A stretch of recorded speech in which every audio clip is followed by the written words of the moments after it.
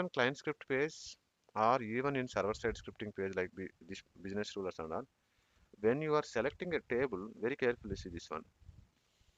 Okay, I have a table. Okay, I'll just go to the table and then I will select something called global.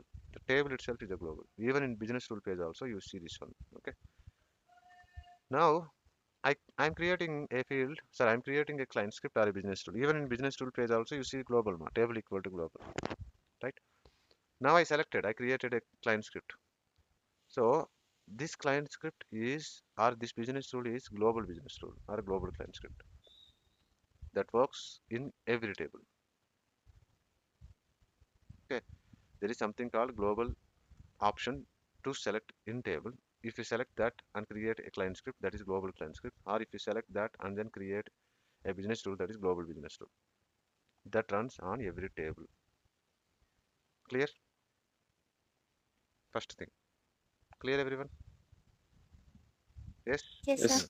No. Now, as per best practices, don't create global client scripts.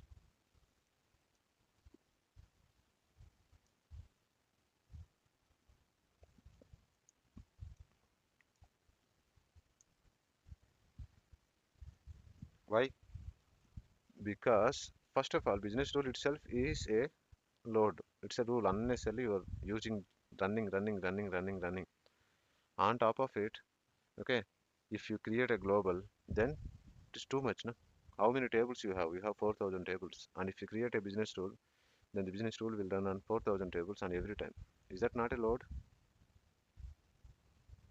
Too much load. Am I right?